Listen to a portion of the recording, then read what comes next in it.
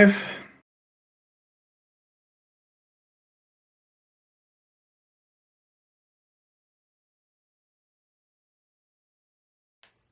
Making sure that it's working over here.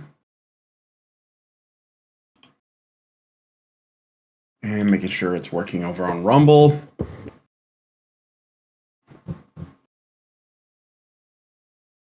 It is.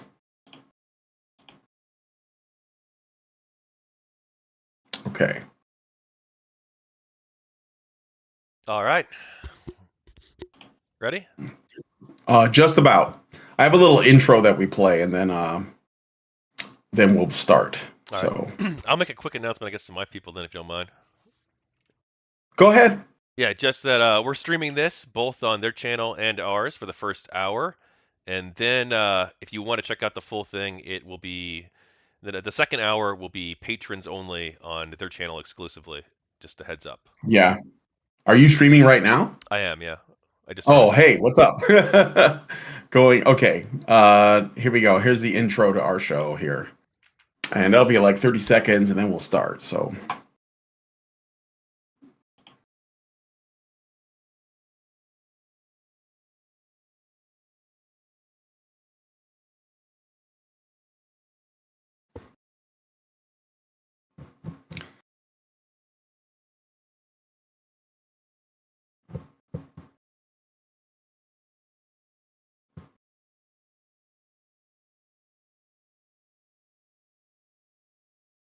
All right. Hello, everyone, and welcome to Honey Badger Radio. My name is Brian, and this is the Fireside Chat.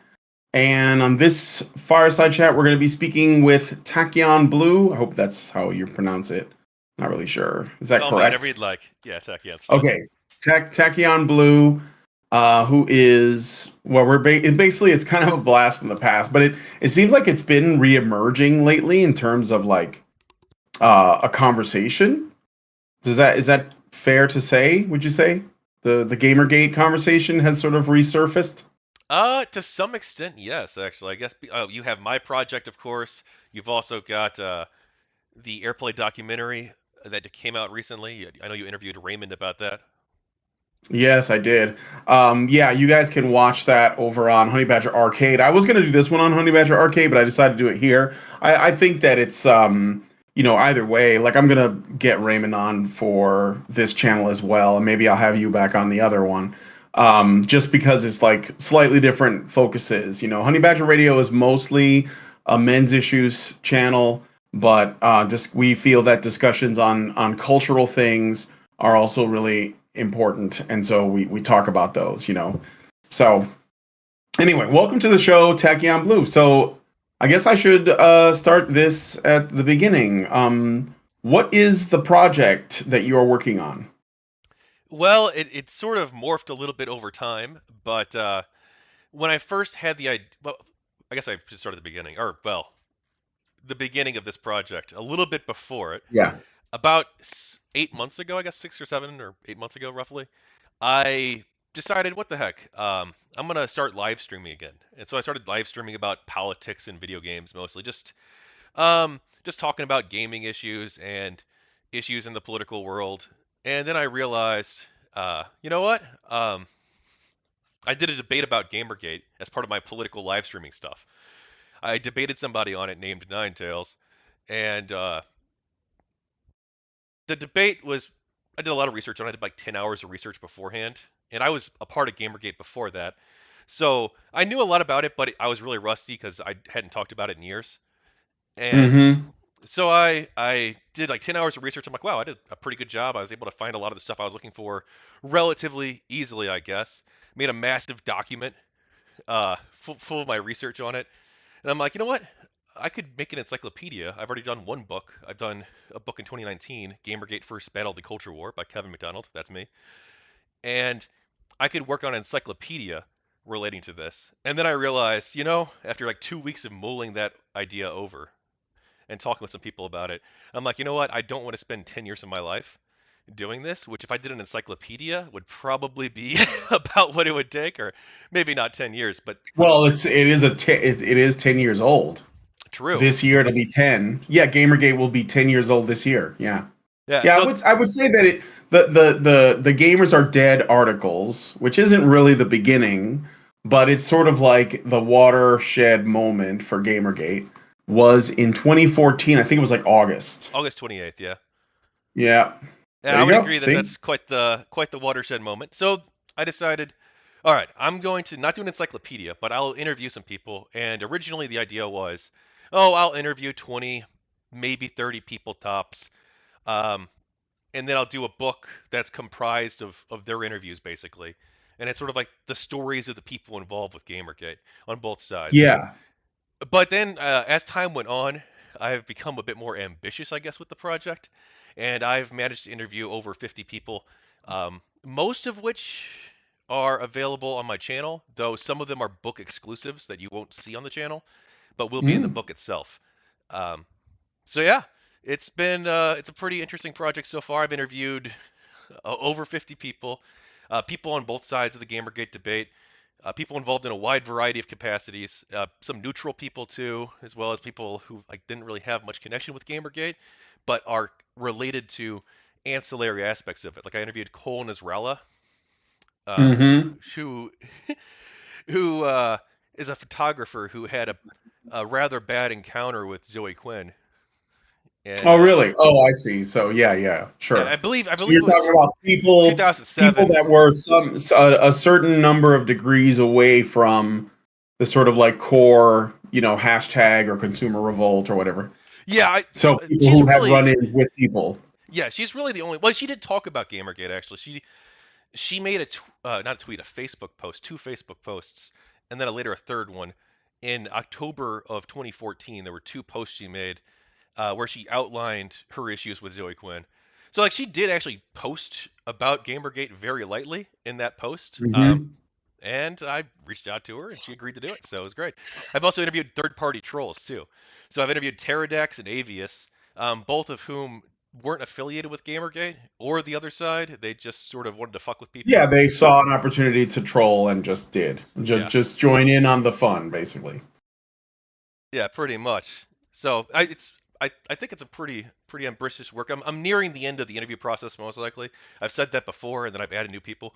Um, but I think I'm nearing the end of the interview process. I'm almost done transcribing the first interview with Oron Darklord. As I do that, I'm releasing video clips from that interview and from the various other interviews, except for two of the people who didn't give me permission to make clips out of it. But everyone else gave me permission. So you'll be seeing a lot of Ah, videos popping up on my channel um, of clips from the interview. Because like most people don't want to sit down and just watch like a 7 hour live stream, but they'll sit down and watch a yeah. 20-minute clip or a 30-minute clip. That's true. Yes. I watched some of a couple of different conversations that you had. I also noticed I've watched it, but I guess you talked to Christina Hoff Sommers. Is that accurate or? Yeah, Christina Hoff Summers. I got everybody at Airplay pretty much except for Mark Seb and Milo, and Alan Mm, Bakari. So I've interviewed Koretsky, Christina Hoff Summers, Ash Scow. I am interviewing Kathy Young, but hers is a book exclusive. And I've interviewed Derek Smart, Lynn Walsh, who was representing the Society of Professional Journalists there. I've interviewed Game Diviner, who was in the audience, and also Aaron Pabone, who was a journalist who covered Airplay as it was happening and tried to mhm. organize the second one. That didn't work out so great.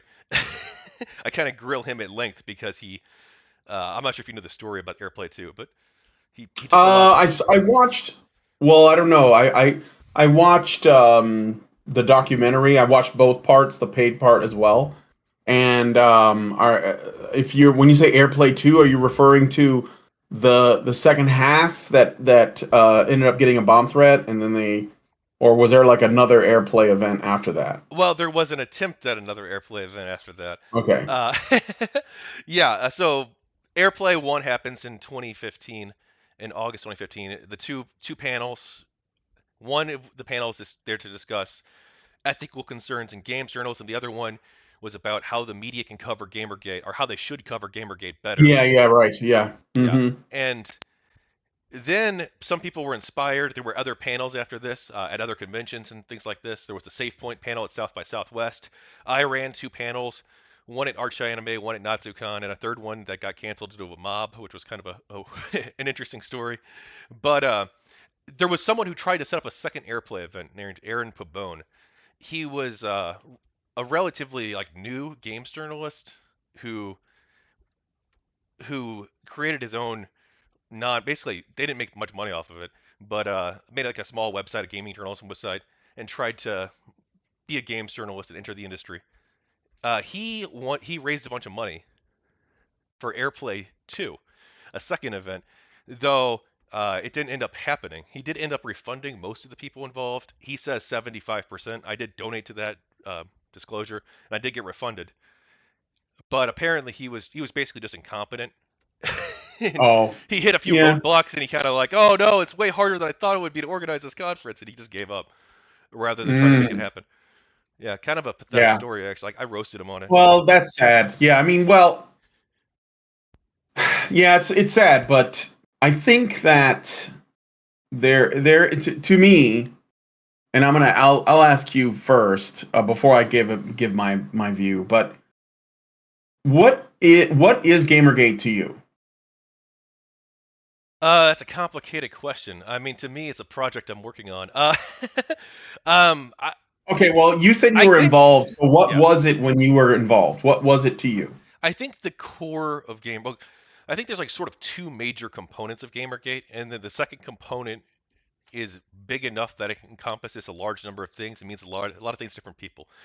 Obviously, everyone agrees that GamerGate was about games journalism to some extent, or to a high degree. Like everyone sort of agrees on that. It's when you start getting to like the non-games journalism aspects of GamerGate that people have different views. Some people say it's only Yeah. about games journalism. Some people say that it was a culture war. Some people say that's about artistic freedom. Some people say that it's about censorship. Basically, I think you can boil it down to like two main things: the games journalism aspect, and the second thing is gatekeeping in the industry. And that's where the When you say gatekeeping, what do you mean by that? Do you mean like the consumers, or do you mean like the developers and journalists? well, I guess like less developers probably, but more attempts by an ideological clique to control what shall be orthodox in gaming as a community, as an industry, as a hobby, as games journalism. They basically want to. A lot of people perceive, at least, that there's a clique of people that wants to exclude the voices of others and silence them because they don't agree with their politics or because they want to cover up their own misdeeds if they're games journalists, things like that. Okay, yeah, that sounds like it could go in any direction. So, when you say that there are people who feel like there is like a certain, I guess, point of view that you should have if you're going to be a part of the industry, are you referring to the gamers, like the consumers, the customers, the audience, for lack of a better term, the market, or are you referring to the people that are kind of the influencers? The in some cases, well, today they're actually involved in development, but back then they were the journalists, the people who wrote about games. I wouldn't even say they were reviewers. A lot of times they were people writing blogs or op-eds on games based on their political views. Um, so which I'm just just wondering which side of that or which group are you referring to when you talk about the orthodoxy? Well, I think it's more of an ideology, though it's more Yes. it is one that is widespread, or at least used to be, within gaming journalism, especially like certain websites like Kotaku. Um, Mm-hmm.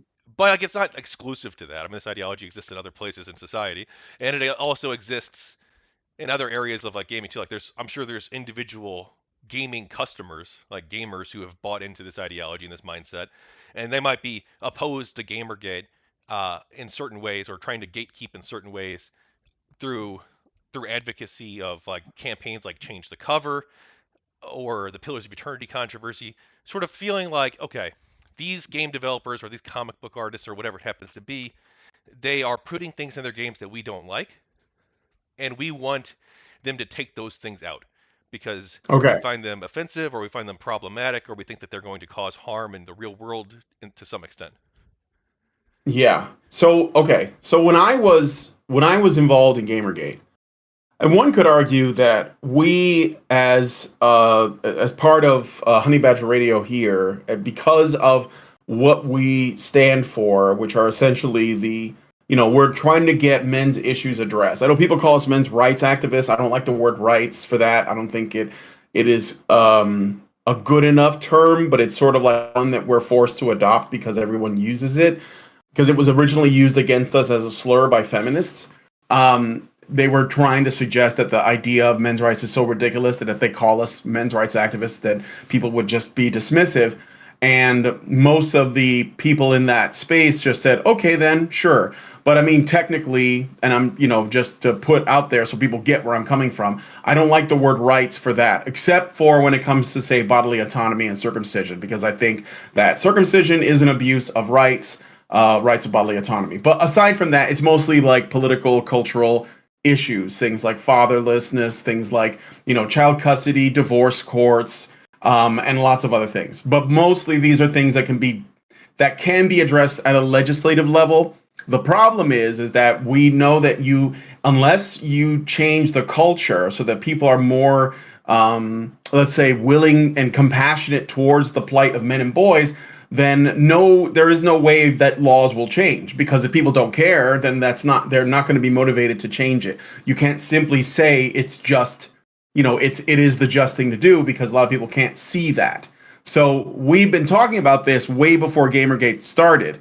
And when it did, it was just another sort of space where this was happening, because it was a space primarily occupied by men and boys. And so we were like, well, obviously there is some entryism going on.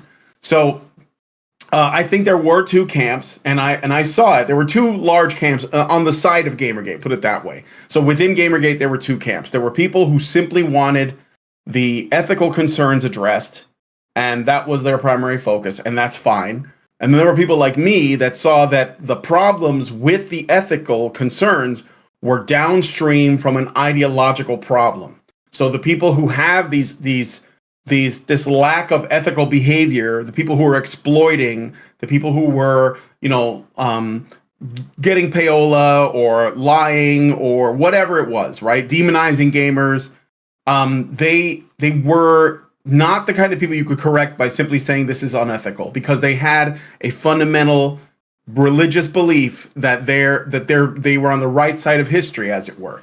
And so to me, this was just, I wouldn't even say the start of, but it's basically like the culture war early on. And now, you can look at around you today and you can see that it's everywhere, because simply addressing the problem of ethics in games journalism is just not going to stop it. And that's why now we have ethical problems in journalism, period, right? So for me, that's what it was. It was a choice between focusing on the symptom, which is ethics in game journalism, or tackling the cause.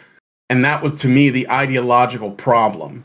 And so this is not an easy task, and I would say it's very difficult, but that is my position, and I can only speak for myself, but I think that, like, the other badges would agree with me, that this is a downstream from that initial issue. So this is why I was asking. I just wanted to know where you stood on that and what you think about what my position is.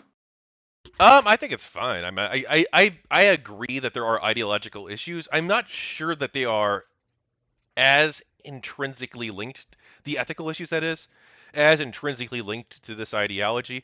I think that the gatekeeping stuff very much is, but like when it comes to specifically them being corrupt, or them being friends with one another, or not disclosing that they're getting paid to, well, not paid, but they're being flown to these boot camps where they're basically wined and dined to promote games. This has sort of been going on for decades.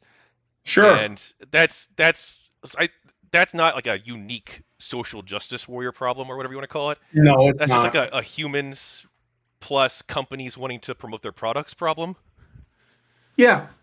But I mean, like, we can expose those things as they come. And I think that the consumers generally do. In fact, I think that now that we have, like, there are plenty of people in let's say, the social media space that are making recommendations and doing reviews and whatnot. That's actually and to our advantage. Now, those people, just like any other person, are also corruptible. But I think that people are, and in general, that's just sort of like the nature of the beast, and people just have to be vigilant and discerning when looking at these situations to make sure they don't get, they don't end up with like a bad deal because this company, wined and dined or gave a hotel room or gave a bunch of free crap to a reviewer so that they would give a good score. I think that that is fine. Of course, there will be times where the product is not just like bad, but it also is riding on it's trying to sell their product as a kind of ideological thing. Like for example, let's say the new Saints Row, which I don't play that game, but I understand that they rebooted it and it was trash. And it was trash for a number of reasons, but one of those reasons was also because it had a bunch of progressive politics in it. And so the fan base of Saints Row rejected it, but those fans were then attacked for being, istophobes. And this, I think, is where these things can meet up because you can make a subpar product and then you couch it in this identity politics stuff. And then if people reject it because it's a subpar product, you get to use the identity politics stuff as a shield to attack them. And this will give you credence. And of course, because of ESG and all these other things, we're all just expected to go along with it. And my main problem with that is that it's it it I don't want people to not be able to make whatever game they want, but I do want people to be able to buy whatever game they want. Or any other product for that matter. Yeah, I haven't played the new Saints Row. I can't comment on that specifically. I was aware that there was a controversy surrounding it. Like you said, I didn't play it I'm either. fine I'm just with. using an example. Yeah, I'm fine with people making whatever games they want. If they want to make a super woke progressive game, more power to you. If you want to make like a conservative Trump game, go right ahead too. I don't care. Let the market decide what's successful and what's not. That's my position. Yeah. Yeah, for sure, for sure. Um so I guess I was wondering about do you think that there is a relationship between Gamergate of yesterday, of 10 years ago, and the current sort of state of our culture today? That's a difficult question to answer, and I don't know. Um, my first book was titled "Gamergate: First Battle of the Culture War," and at the Right. time I believed that. I still think that there might be something to the culture war framing, but I mean the fact is like we live in a society where a large number of people have different competing viewpoints and interests, and people are always going to have like different ideas about what exactly the culture, quote unquote, should be, and what types of things that they want to see in that culture. Uh, Conservatives, libertarians, woke people, they these people like maybe not the wokeness always as an ideology hasn't always existed necessarily, but It's the very the well, the at least battle, as it exists now, it's very recent. yeah, as it exists now, yes. But the idea of there's going to be some sort of conflict in society between like different groups who have different cultural values. That's probably always going to happen in a free society. Um, Now, as for how Gamergate like specifically relates to it, like Gamergate was I guess the first group of people you could say that was like that stood up to these people and was victimized by them on a large scale. And so because of that, Gamergate probably did influence the culture war, especially in the beginning, to a pretty like moderately sized extent, where if you were on the side of like freedom of speech, if you were on the side of neutral institutions and hearing out like a plurality of viewpoints, then you were probably going to be on the pro GG side, or at least like neutral but relatively sympathetic to it. Yeah. Whereas if you didn't hold those views, there's like a pretty fair chance that you're going to end up on like the anti-Gamergate side, and you're going to like try to demonize or dismiss these people as being, oh, they're just misogynists who hate women and want to drive them out of gaming, and they're probably harassers too.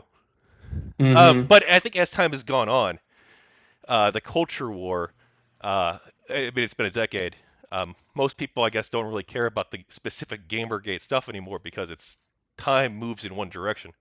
And I think that the values of GamerGate, which probably did influence the early culture war to some extent, probably don't play much of a role today in the culture war.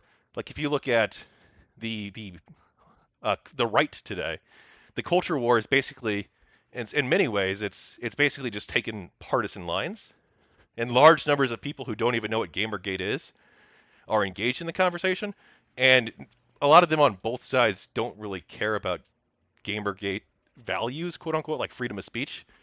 They just want speech for their own side. Do you think the right does that? Yeah. Can you give me an example? Yeah.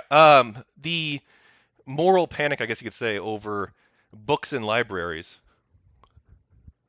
You Like mean my like the books that the you mean the books that are being read at schools that talk about anal sex and blowjobs and stuff that they don't want there kids are being taught? there are a couple of books like that, yeah, and I'm not a fan of that. But there's also hundreds of books that are being removed from school libraries, and not just school libraries, but public libraries too, actually. And the person who's running for Secretary of State in Missouri, I don't know if they'll win the primary or not. We'll see. But for the Republican side, they literally took library books from the library, and then took a flamethrower and lit them on fire, and said that they're going to burn burn these woke books from the public library, not even a school library, but from a public library. So it doesn't seem like I would trust the right to be especially pro free speech. They also, of course, the right today, I think it's probably worth pointing out, did try to stay in power after losing the last election. That didn't work out though, right? And do you think that the Republican Party is the right? In the United States context, I mean, like, I wouldn't say that they're like they encompass the entirety of the right, but I think that they are the political faction, the political party that broadly represents the right in the United States of America. Okay. I don't want to get in because that's sort of like a different topic, but I would suggest that most people that I know that are on the right despise the Republican Party. And it's because they act similar to the Democrat Party. And this is why I asked, because when I hear about like this, so and so Republican from this state did this thing, I don't think that right wingers, people that I know to be right wingers, agree with any of that stuff. When it comes to the books, the only thing I will say is that I think that they are more concerned about, and I'd have to see what the books are, like the ones that are not sexualizing children and teaching, like there's like woke kindergarten now, and putting queer theory and critical race theory into teaching material, I think is a serious issue because you're raising a generation of activists that can't add, subtract, or divide, and you can see that by the test scores. And I think that that's a serious problem that needs to be addressed. Now, I don't know that it should be done at the legislative level because I find that that's not productive, but people should be aware of it. And I think that there are definitely some cases where, in particular, books that are inappropriate for children should not be in schools. In libraries, sure. In bookstores, sure. Whatever. I'm not against that. I'm a free speech absolute. There is some cause for concern when it comes to that, and I still don't see that is anywhere near what the left does. Because I think that there's this thing that people do because they want to appear to be the most reasonable. They try to find ways to like balance out the blame so that they look like they're in the middle. And the truth is that there is no center. The left runs most of our institutions. they're in our media, they're in our films, they're in our video games, they're in every hobby, they're in every bit of entertainment, and they are using that to bludgeon everyone into submission. And this comes from the fact that they were taught this way of life, or this perspective in colleges and universities. So the universities and the education system is creating activists and putting them into the workforce, and those people are influencing everything. It is what's happening. This is not even debatable. This is not a matter of opinion. This is a fact. And the only, even the people in politics that have an R next to their name have the same authoritarian streak that runs through them. And so it doesn't really matter. This is why I said the parties are irrelevant. It comes down to your principles and your values. And I think that this is the reason why a lot of people that would be considered on the right are generally, they don't like the party that's supposed to represent them. And this is also true in other countries. In Canada, the Conservative Party is not like a right-wing party. It is basically like still a kind of center-left party. In the UK, the Tory party is despised, again, by normal British people that just want simple things like closed borders and low taxes and, things like this. This is the until the day comes that like the Daily Wire is like a game studio that's producing games that force people to, like, I don't know, kill the gays or something, or convert like trans people or whatever. I'm not going to consider these things two sides. Like, it's just not. There is clearly one side that has a tremendous amount of power, and everyone else is just kind of like trying to lay low. And I don't think it's working out. This is why I think the culture war it's not even a war really, because, and I'll let you talk. I'm sorry for just going off here, but it's not even a war really. It's just one-sided. I mean, what do we have here that's like let's look at Hollywood, for example.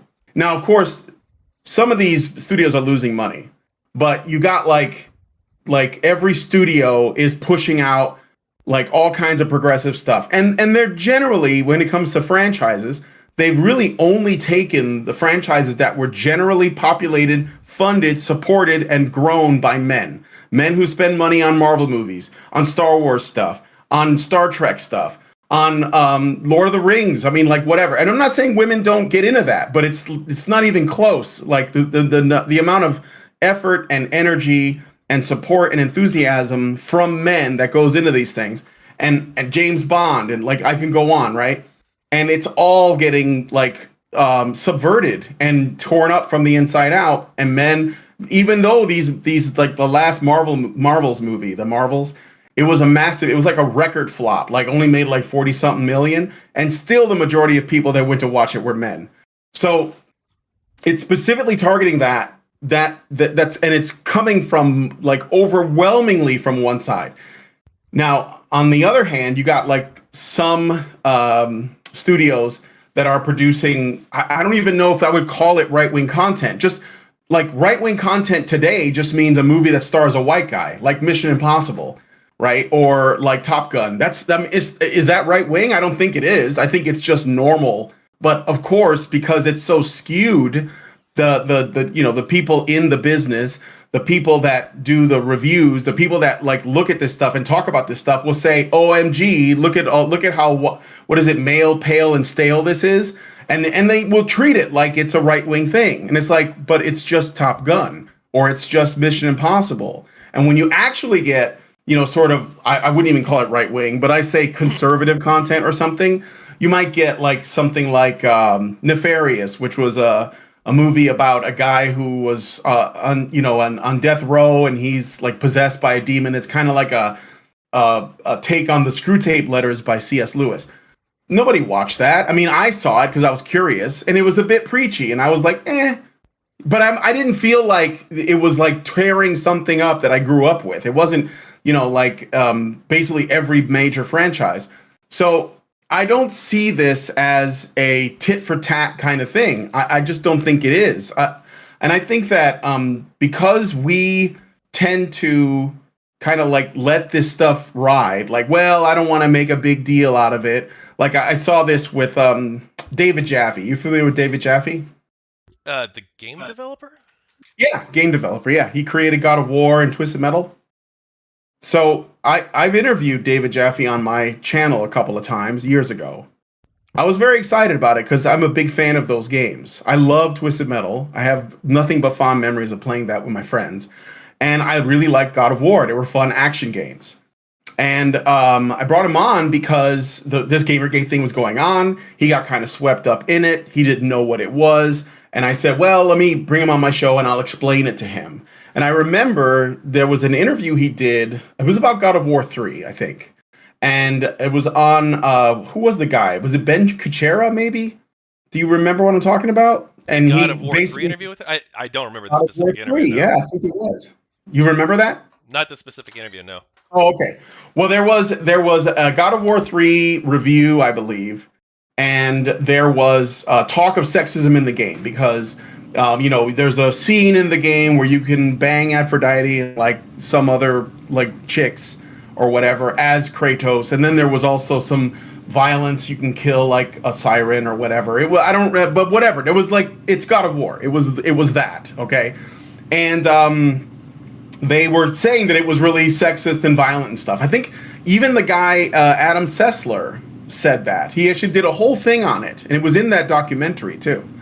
And David Jaffe didn't. He saw it to him that came from nowhere because his whole history with games was, he has this kind of like teenage boy mindset. Like, what would be fun for me as a 14-year-old kid? And that was the game. Those were the games he made. He was like, oh, cars shooting missiles at each other, or be like a Greek warrior and just kill people.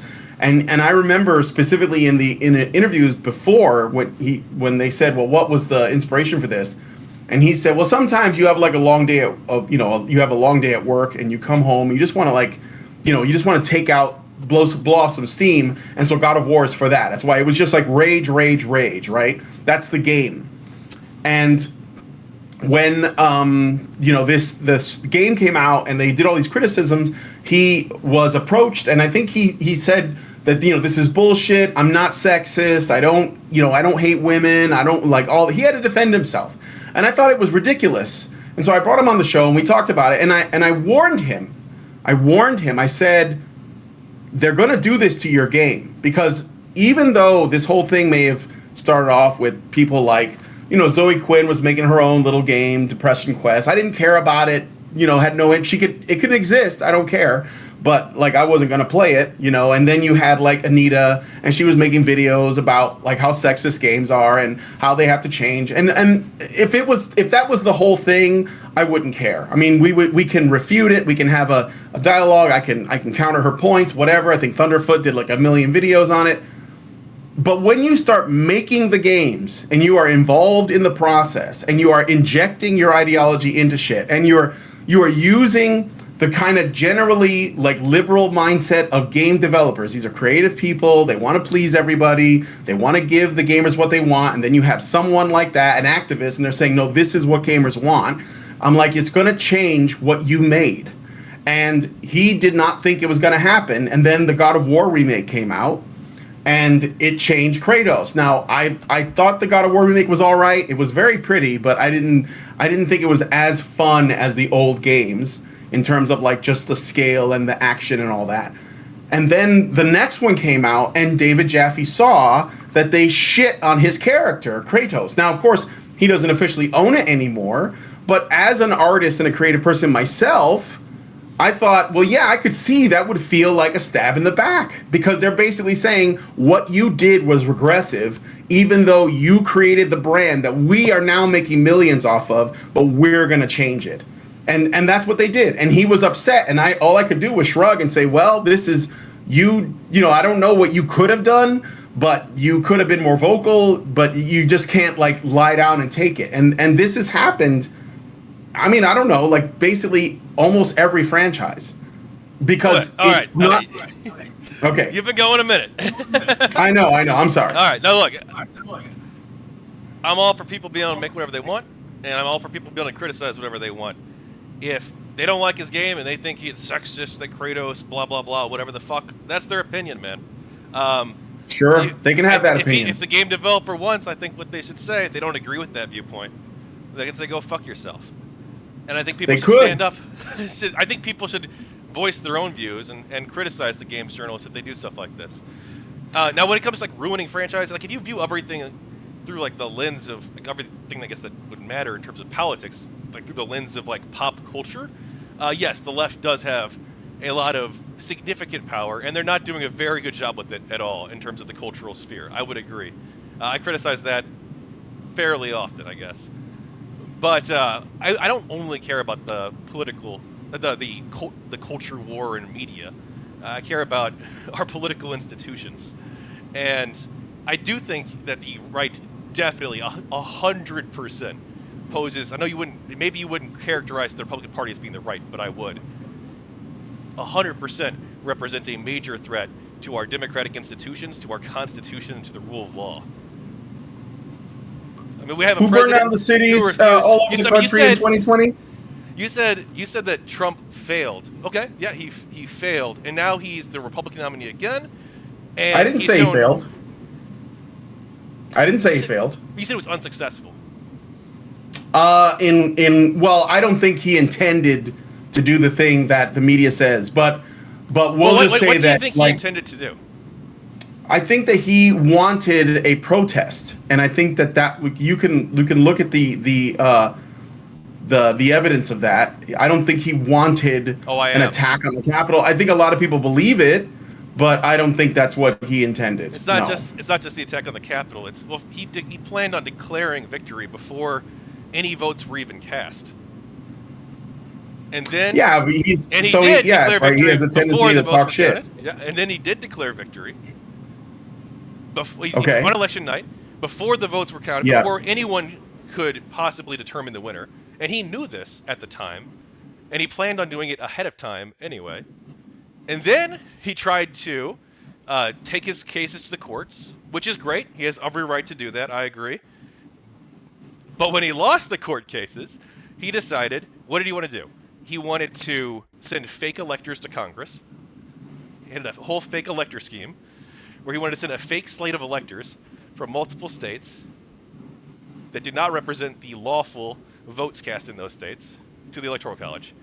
Then he also tried to pressure Brad Raffensperger, the Secretary of State of Georgia, to find him the votes that he would need to win the election in Georgia.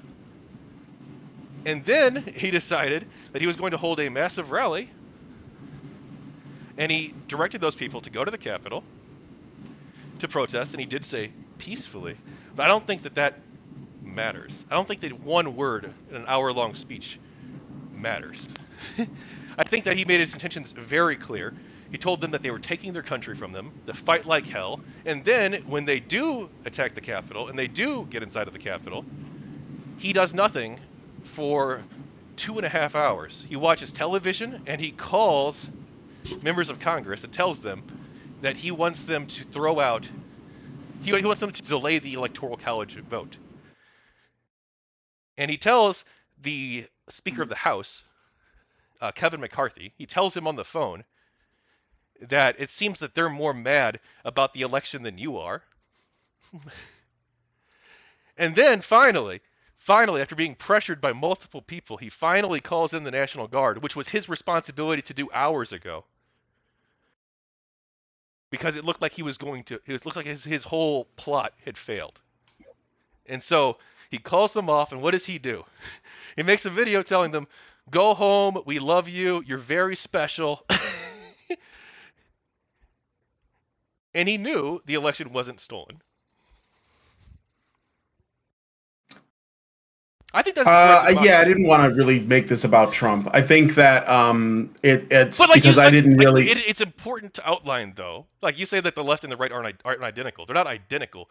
Like the left is bad in cultural ways because they make movies that you don't like. Like I think that's a bit different though than engaging in anti-democratic politics. Let me ask you this. If you believe that someone with an R next to their name, a Republican, represents the right, then do you also believe that someone with a D next to their name, a Democrat, represents the left?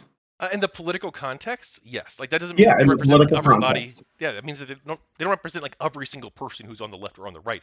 We live in a two-party system, a first past the post system. Sure. But broadly speaking, in terms of American politics, yes. Okay. So, I just wanted to know. So, I'm not gonna go because I think we're losing too much time on this Trump thing. But all I will say is the culture is very important. It affects politics down the line, as it were. And I think that it's not just the left makes movies I don't like.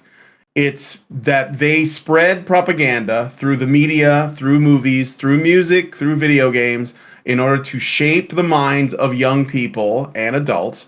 And I think it has dangerous implications if the other side is not heard. For example, I'll speak as a men's issues advocate.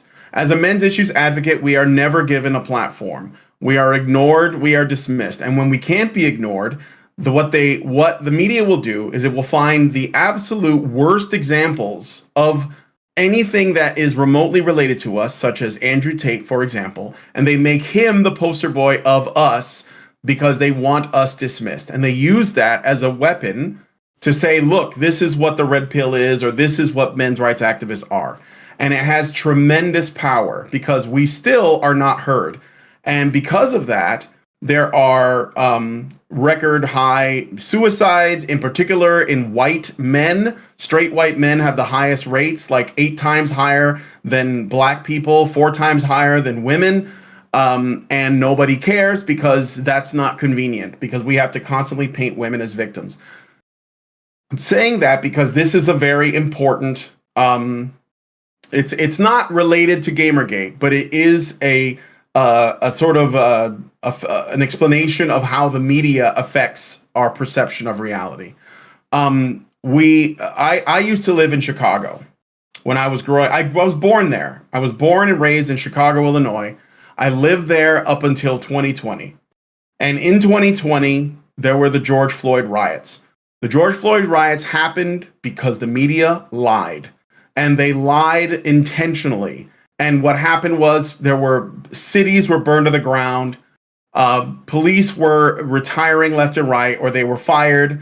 And I have a video on my channel that goes through the truth of what happened, and you can watch it or not. I've lost friends over this. I don't care anymore. I'm just saying this is what happened, and the damage is irreversible. And my wife and I had to flee the city because of how much chaos there was. Now, I'm not asking for sympathy, and I'm not saying this to play the victim. I'm just showing you the consequences of lies. Lies the media has told. If Gamergate is about ethics in games journalism, then it is part of a much larger and much more important and impactful conversation about journalism in general. And this is the reason why I think that so many people are doing work independently, because they can't, it's all just paid for, it's establishment crap. And I think that, this is the thing that I think that people are missing. And I don't care what your politics are. I'm going to presume that we all want to live in a safe, prosperous, and secure society. And I think there are people who live here that genuinely don't. And, that's it. I mean, I'm just saying, like, that's where I'm coming from. I'm just telling you what my experience is.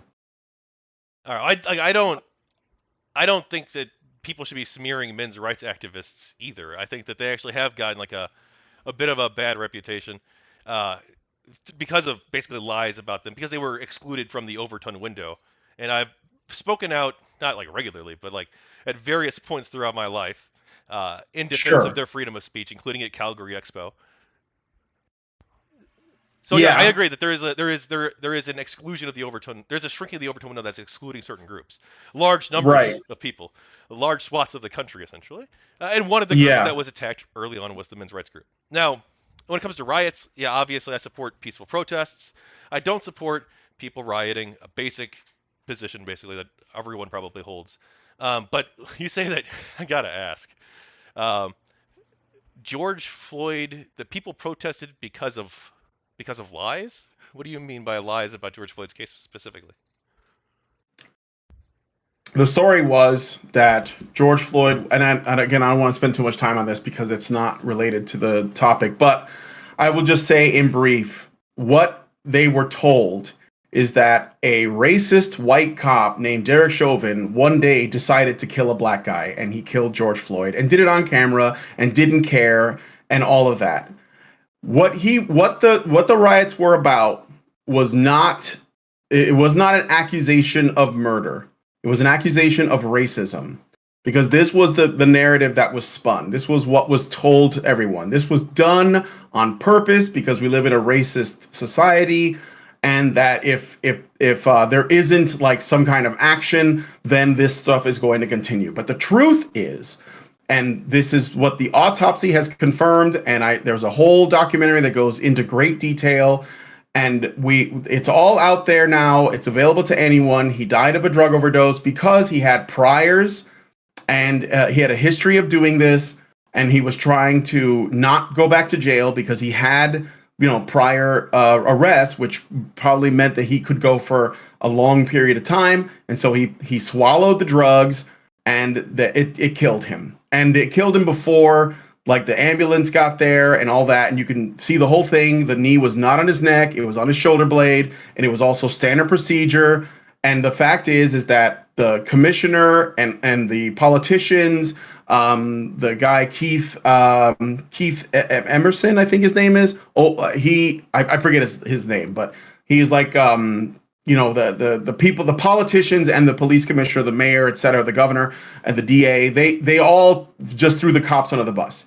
And then as a result of that, there was this massive push for defunding the police in all these major cities, and they did. And now, if you look, the major cities' crime is through the roof. People are shutting down businesses, large businesses, family businesses, doesn't matter. All the cities are basically turning into food deserts, Chicago included. And there's been no anyone coming forward saying, you know what, we were wrong. That didn't happen. And so it's only gotten worse. What else happened? Derek Chauvin did go to jail because the jury, they just flat out, convicted him. They wouldn't hear a bunch of the different evidence at all. They just threw him in jail, and he got stabbed like 22 times. He might die there. We don't know. And it's all for this. It was all for political reasons. And so I know okay, this is not a popular thing. All right. What? All Go right. ahead. I don't know all of the specifics of the George case. I'm not gonna even try to remotely approach this. He was found guilty.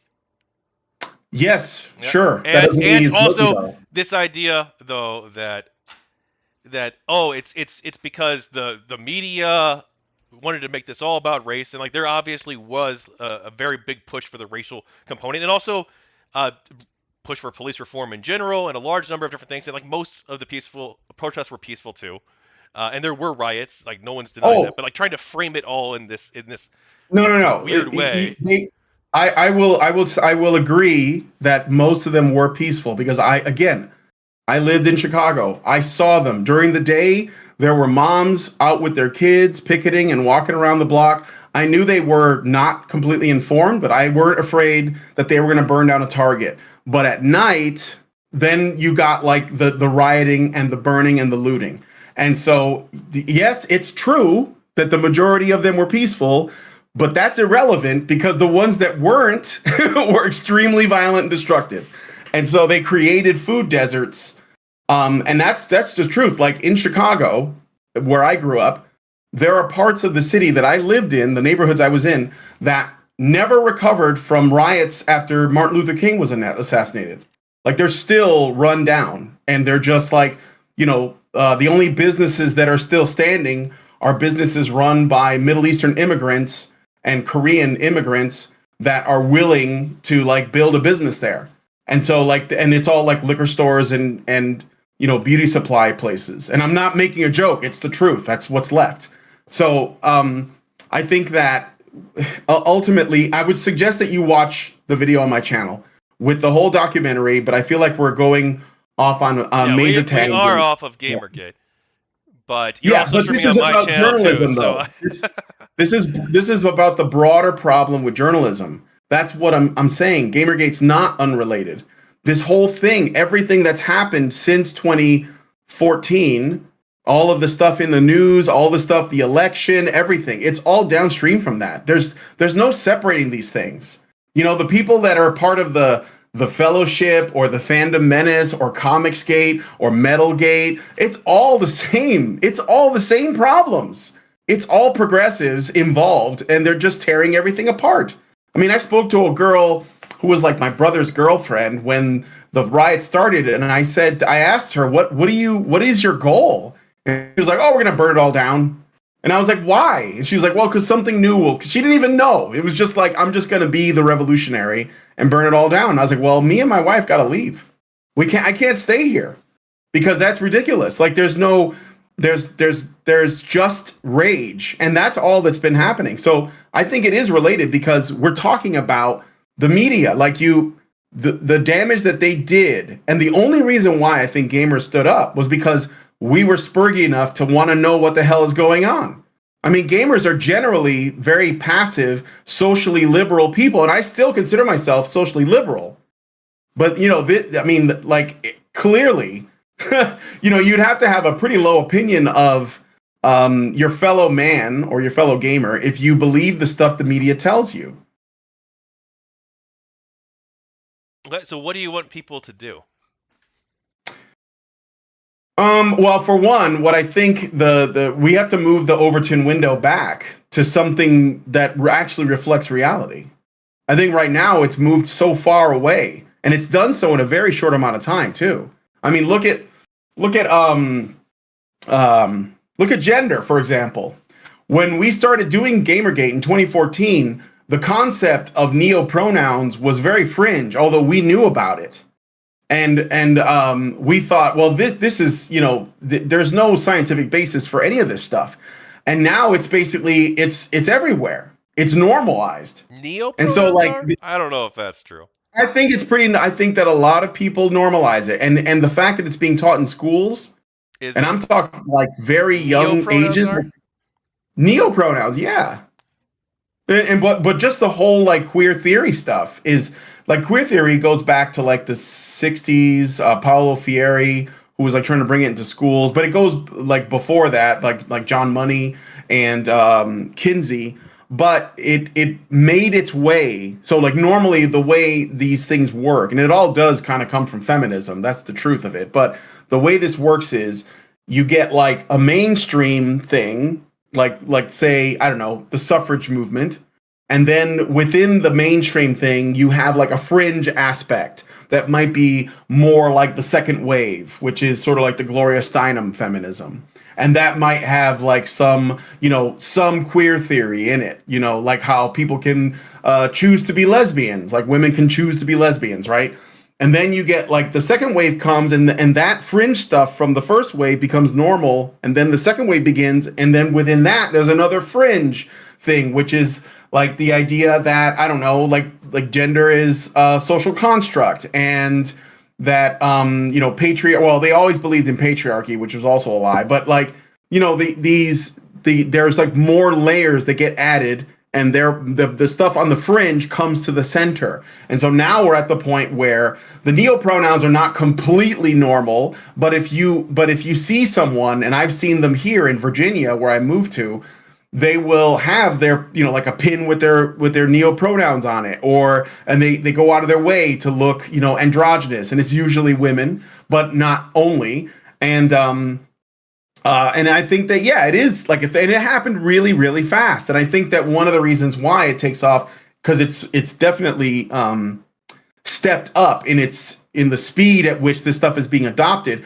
Firstly, it's being pointed at much younger people, but most importantly, it's being used on social media, which a lot of young people are on. Like, I'm an Xer. So as a Generation X guy, I didn't get into computers until my 30s. Well, hang on, though. So most people aren't on Twitter, though, and they're certainly not on, like, political Twitter. No, but I'm talking about TikTok, though. The young people are all over TikTok. Like, I did substitute teaching a couple of years ago, and especially girls, they're always on TikTok and Instagram too, for some reason. And there's a lot of stuff on there. There's a lot of people pushing gender ideology on kids. And, you know, this is only possible, by the way, because there are no fathers. they're pushed out of the home. And when you take a father out of the home, then the child becomes vulnerable. And there's plenty of data to support that as well. But again, it points to what I think is the most important thing, which is the media. The media, the journalists, they're not telling the truth. They are activists. They are pushing a message. And that bleeds out into every corner of our culture. And, I mean, you can not like Trump if you want, but I don't think the scale is even close. I mean, the guy got attacked for 4 years, like constantly. So if he's too thin-skinned, he can't handle being attacked as president of the United States. He probably shouldn't be president. Yeah, sure. That's got to be it. But well, I mean, he probably shouldn't try to coup the government just because his ego can't handle that he lost. I see. All right. Well, I don't know if we're gonna agree on that, but I got some super chows. We can, but I want to ask you about the schools things. I'm not as familiar with this area at all. What do you think is like the worst thing that's happening in the schools, and what are like the best evidence that this is happening, and on what scale exactly you think it's happening? All right. Well, let's see. Statistically, it's likely based on averages. So most people that enter education as instructors are themselves educated in like universities. Universities make sort of feminist theory normal in terms of like every aspect of your education. So when I was in college in the 2011 area, I was going to art school, and I had to take some, in order for some place to qualify as a college or a university, there has to be some academic courses like math and English and so on. And I took those: science, math, chemistry, English, history, and all of them had feminist theory. Yes, even the chemistry had feminist theory in it. It was crammed in there in one way or another. And we had to read books like A Doll's House for my English class, etc. So this is in all the universities. This is standard, okay? So if you ask them, like, oh, are you putting, like feminist theory in your curriculums?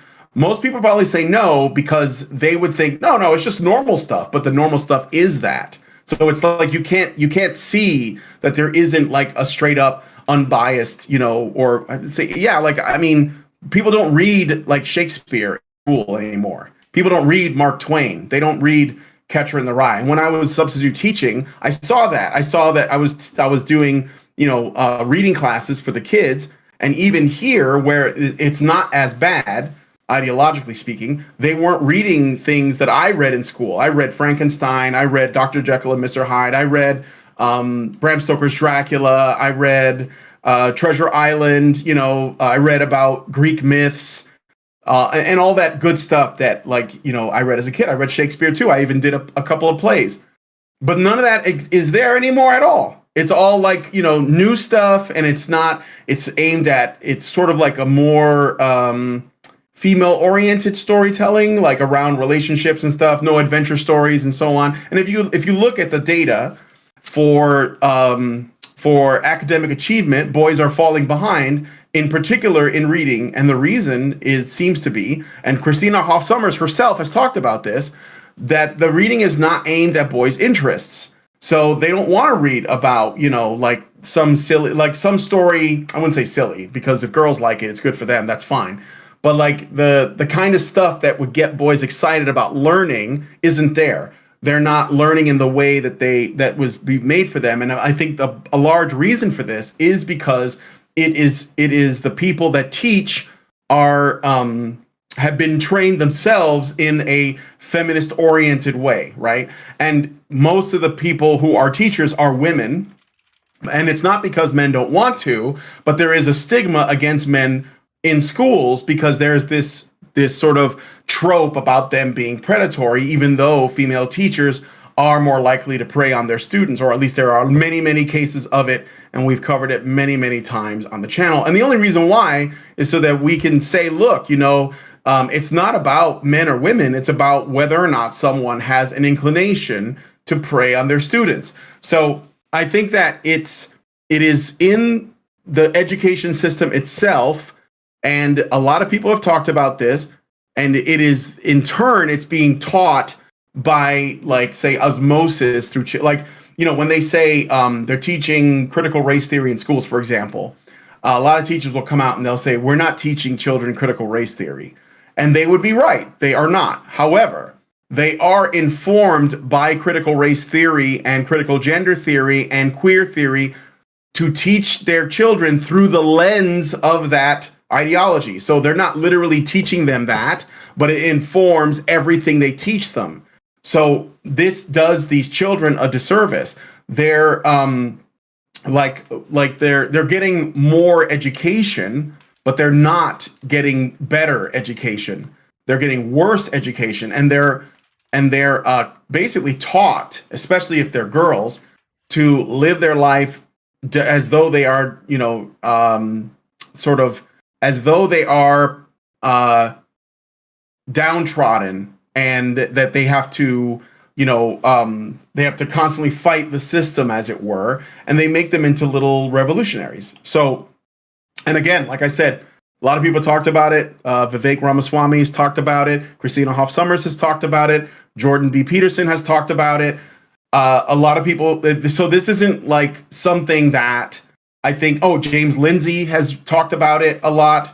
He's done a whole series of videos where he's dug really deep into this topic. And so, yeah, these are the ways that it is harmful. It is not giving these kids an education, at least not like one they can actually use. And they're not learning how to think. They're learning what to think, if that makes sense. Okay, so that's a good answer. Thank you. That's a lot of information. So I do think that there is an issue with boys falling behind in schools, and I don't know how we solve that. And I'm open to a wide variety of different perspectives. And maybe part of it is that we do need to take into account that boys and girls do learn differently on average, and maybe having more of these action-oriented stories or adventure stories. Maybe that is some way to encourage boys to read more. I haven't looked at like the studies on this and like how effective putting a comic book, or not necessarily a comic book, but like any sort of action boys, I learned to read really well because I read comics. Yeah, I think comic books are really good for boys. Yeah, they could be. I haven't looked into it super deep. I mean, not modern comic books, but like the old ones.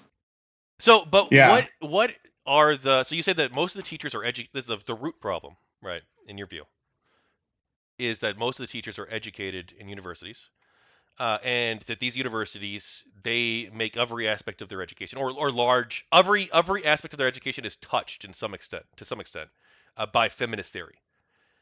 Yes, and that they are they're putting. I just want to make sure I understand your view, and then I want to explore that a little bit more. I know that we only had super chats too. So they're putting bad stuff that you think is harmful to boys, at least, and probably society at large, in their. I think it's bad for girls too. Okay, bad for girls too. Inside of inside of these fields in the education system, in universities, and they're presenting these things as normal, so they themselves don't even necessarily think of it as being from an ideological viewpoint. Right. What are the things that they are passing off as normal when they're not, in your view? Patriarchy theory, white supremacy, communist theories of various types, queer theory, which they've actually been very inconsistent on. Like, for example, for many years, as somebody, again, I grew up in the 80s and 90s. I was born in 1973. I saw it change. I didn't really pay attention to it at first, but I as far as queer theory, for example, they used to say that, you should not have an ill opinion of people who are homosexual, whether they are lesbians or men, because they're born that way. It's like, they can't be helped. It's like what do they call it? An immutable trait, right? And I was like, yeah, that's fine. Like, my uncle's gay, whatever. Like, I was fine with that. Now it's completely different. It's the opposite. They're like, oh yeah, you can be socialized into it. And they've said this. It's in queer theory again. So this is like a flip, and it's like, well, why is that? Like, I'm ready to go along with whatever, but I want to know, is this something you socialize into people, or is this something they are born with? And I don't think it's a mix. I think that there is a truth, and I think it's being deliberately obfuscated. But yeah, I think that patriarchy theory is harmful. I think it makes the relationship between men and women into a battlefield where it doesn't need to be. And I think that the reason why there might even be like a kind of like, I don't know, I don't want to call it radical, but like, let's say a hostile red pill reaction that exists today, people like Andrew Tate and Fresh and Fit and so on, the only reason why they exist is because feminist theory has made men into the enemies of women. And if there weren't for that, then there would be no Andrew Tate.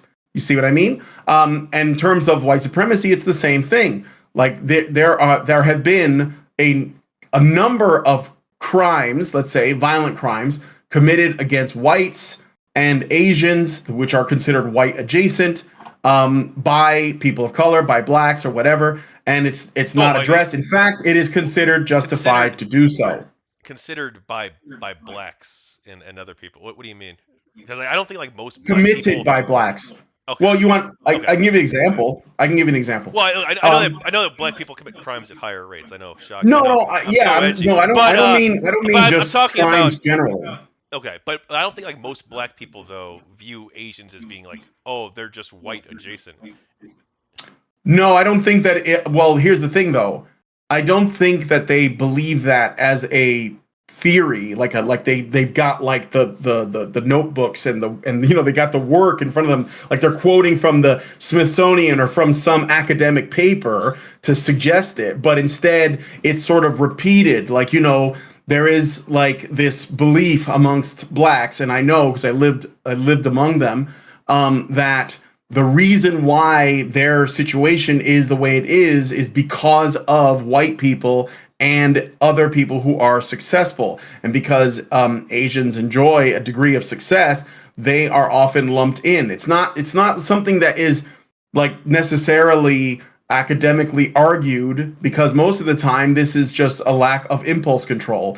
And I'm not even saying it's a majority of blacks or even like a significant minority. I don't know how many it is, but I do know that when you have these like videos of like an old Chinese man minding his own business and a guy just knocks him out, and you see several videos of that happening to old or Asian men and women, and it's always black people doing it, you have to ask yourself, pattern recognition suggests there's a reason why. And when you look into it, you realize that they're not in a category that is considered protected, right? And even when this was happening, remember it was happening at a high rate like a few years ago. They were making the media called it anti-Asian hate crimes, and they were blaming white people for it, even though whites didn't do it. They were literally not saying what was actually happening because they had to maintain their narrative. I don't disagree on that. So when they're presenting patriarchy, white supremacy, queer theory, I think you said a fourth thing too. In the school, like general sort of like communist Marxist theories, like Marxist theory. about like basically if someone else is, it's basically criticizing capitalism.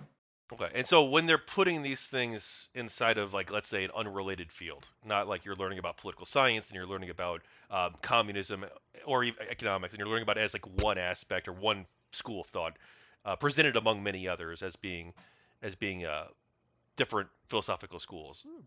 Yeah, when they're presenting it in like a engineering or like you said chemistry, right?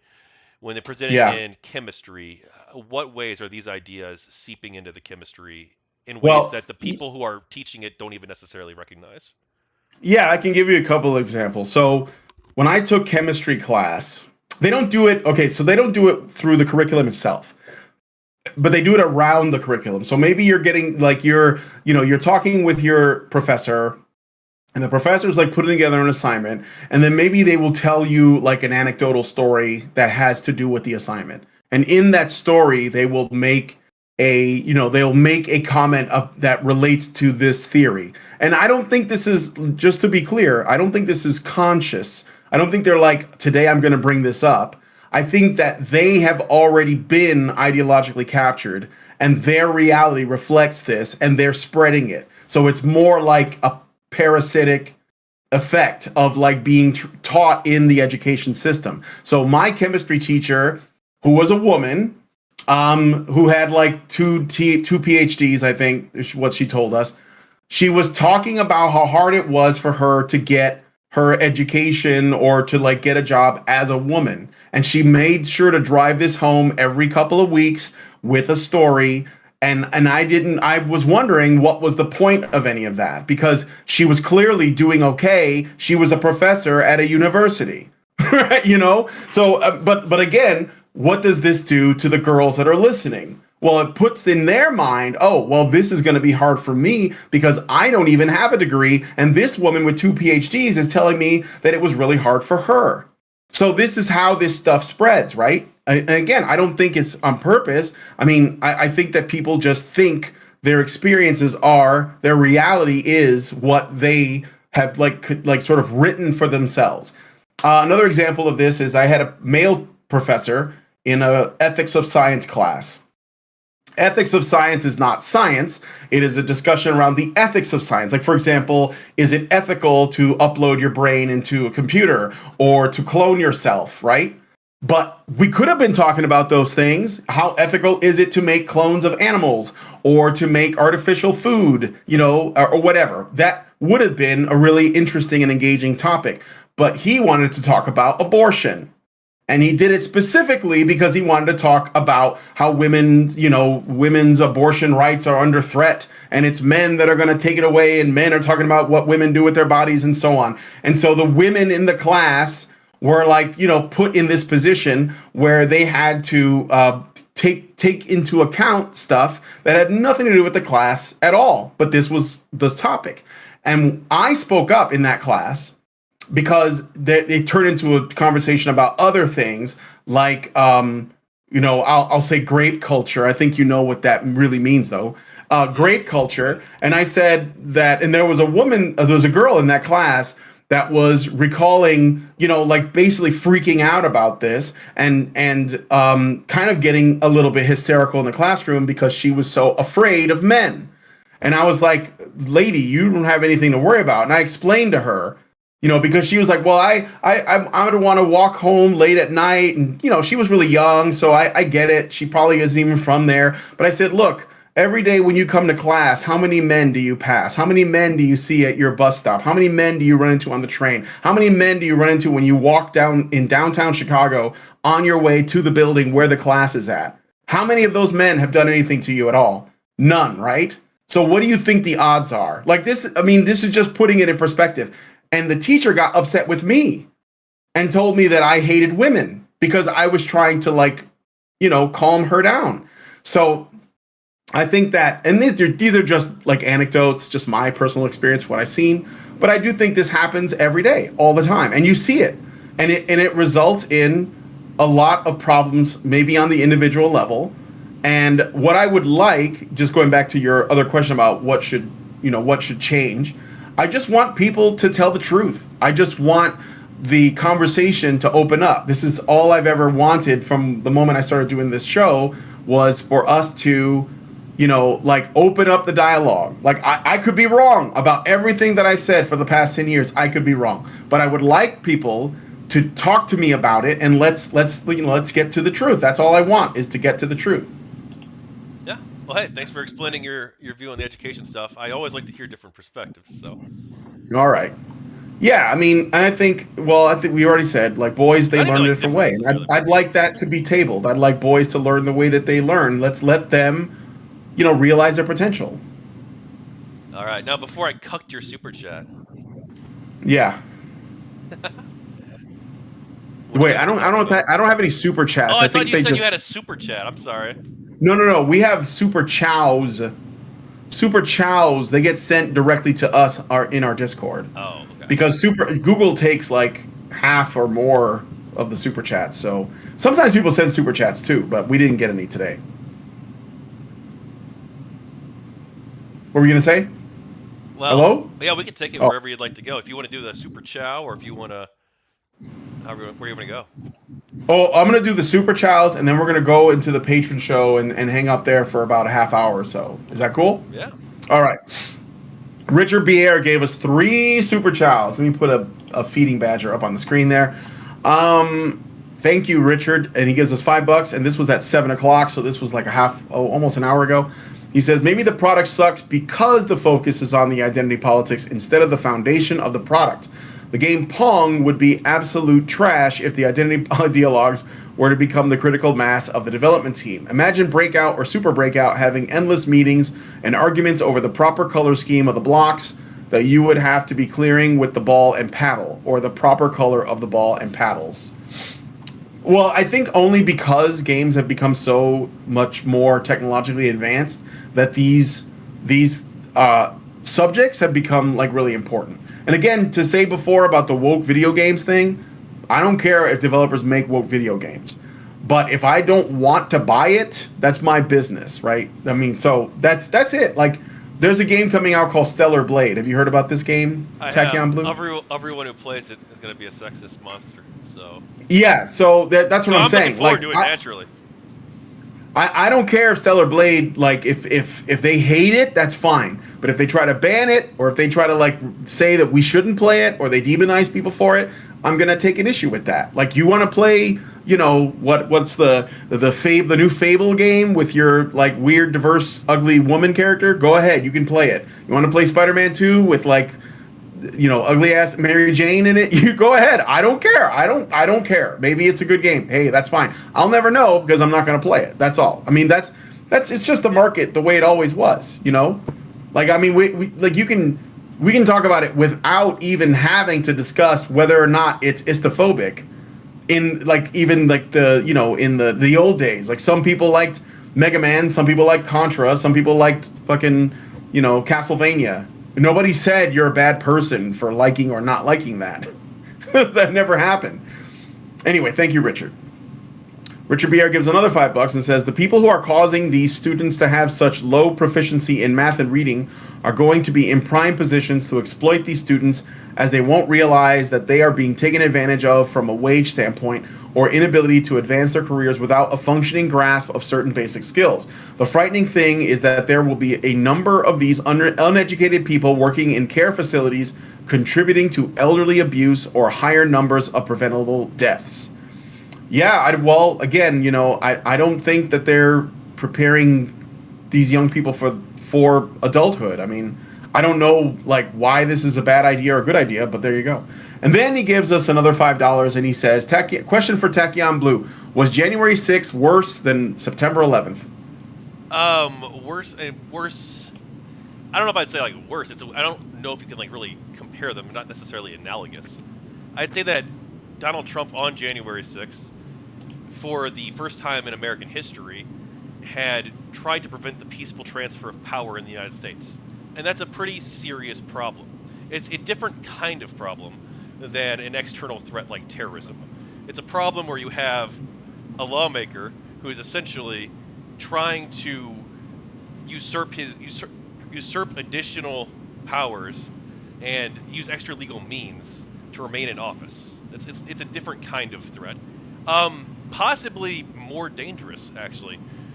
Because, at least with 9/11, I don't think that the United States of America as an entity, or a constitution, or our system of government was necessarily at that much risk on 9/11. All right. I do think that our system of government is at risk now. All right, sounds good. Thank you for all the super chows, Richard. And hey, when you talk, are you getting like an echo from me? Because I see my thing lighting up, but I'm not seeing that over here on my Discord. It's not an echo, but there is like you have a fan running or something? There's like a Oh, it's the air conditioner. Air conditioner, yeah. Okay. Yeah, I can't control it. With this is like a climate controlled building. And sometimes it just comes on because Lindsay sets the AC. So Harry Pierce says, yes, you are echoing. Oh, I'm sorry. I don't do it. I'm sorry, guys. All right. So I guess that's it. So let me ask you this last thing about the book. What is it called, and when do you plan on releasing it? And are you still doing more interviews? So I am still doing more interviews, and actually, shoot, I could just grab my phone real quick. It was charging. The book doesn't have a title yet, or well, it has one in my head, but I haven't told anyone yet because people are gonna copyright troll me. The second I say the name, someone's gonna immediately file a copy. I mean, not the second, but like it could happen. But I do still have Oh some. well, if you have a title, then don't Yeah, I'm don't. not gonna say. Yeah, But if you want to keep it secret, that's okay. But and is it going to be available for print, or is it just like a PDF, or what? oh yeah, oh yeah. Well, that's the plan at least. I'm gonna try and find a publisher. If not, I can self-publish, but it's gonna be huge. Yeah, So I don't know. I'll maybe cross a that bridge. series. Maybe like instead of like one really big book, maybe you have like a little set, Well, like, yeah, like the like a Encyclopedia trilogy. Britannicas, right? Where it's like you have like a series of like 5 big books that each contains like, let's say, like 15 interviews or something, right? I've thought about Yeah. doing that potentially, and you can see most of the interviews for the audience, or if you want to too, and you've seen some, you can check them out. Most of them are available on my YouTube channel or on Kick. So Tachyon Blue on both of those platforms, and I've done most of the interviews, but I still have some. Some of them are book-only interviews, as I said earlier. I have it coming up. I'm interviewing Kathy Young still, Jack Browser, a Kotaku and Action moderator. I'm interviewing Alexander Macris, the editor-in-chief of The Escapist. Yeah. All right. Jennifer Daw, a game developer. Oh, I love Jennifer. I love Jennifer. Tell her hi for me. I used to hang out with her all the time. Well, I I think love Jennifer. yeah, she She might is be a great doing person. text only though. I'm not sure yet. Aaron Joni, I'm interviewing still. Aaron Gianni. Yeah, one of my friends in real life from one of the GamerGate St. Louis beta. He's not a public figure really. I don't think he even has a Twitter, but he supported GG on Reddit back in the day. Yeah. But I'm interviewing a developer from Kingdom Come Deliverance, and not Daniel Vavra, but one of the other devs. Oh, okay. Yeah, Yeah. I saw that. I saw that something happened, but you were going to do it yesterday, I think. Yeah. So I don't know if he wants to. He told me privately what happened. I don't know if he had public. He wants to No, you don't reschedule. tell me. You Something don't came tell up. me. It was not good. I'm interviewing Brad Wardell. He recently agreed to do it. Nino, the founder of Not Your Shield, the first person to use it, essentially. I'm also going to be interviewing Project Management Wombat. He ran the GamerGate meetups in Melbourne, I believe it was, Melbourne, Oh, Australia. wait, we didn't go to that. We were in Australia for something, for ICMI, but I don't know if that was the same year that happened. It's Also, 2017. Also, I'm interviewing Pixel Metal, a game developer who supports GG and indie dev. Rinku's Girl, who is a Canadian GamerGate supporter who went to some of the Nice. meetups there. Yeah. And I'm also interviewing a Brazilian game developer who supports GG, but that's going to be anonymous. Anonymous Brazilian GG supporter. Also interviewing somebody else, Tiny Chloe, Ian Miles Chung, the editor-in-chief of GameRanks. He was also an insider with the Crash Overwrite Network, Zoe Quinn's organization. One of the big Yeah, I know Ian anti-GamerGate Mine's song. I figures. had him on the show But before. he had a bit of a falling out with the anti-GG crowd. Kane Damo. I'm also interviewing Nicole Sund, Cult of Vivian, if you remember her. Nonsense I Nicole. do. Yeah, I'm friends with Nicole Sund on social media too. I hung out with her in 2017. I'm also Yeah. interviewing, most likely, Lauren O'Neill. She's a journalist who covered Gamergate extensively for the Canadian Broadcasting Corporation, the CBC, and I want to discuss some of her coverage of Gamergate. She identifies as neutral, and in theory, Okay. do you want me to put somebody on blast for you? Maybe I Sure. shouldn't do it. I don't really feel.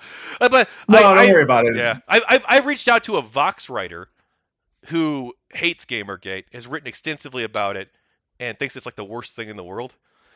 Sure. Which I'm like, great! I can't believe they agreed to do it. So they agreed to do the interview. I'm not gonna say who it That's was yet. good. Well, yeah. But I then mean, yeah. they they ghosted me. It's been like 4 weeks, and I've reached out like 3 times. I'm like, hey, you said you wanted to set this up in a week. That was 3 weeks ago. What's going on? Nothing. So Yeah. I'm not super optimistic that's going to happen still. And there's a couple other people too I'm interviewing as well. Anyway, sorry. Okay.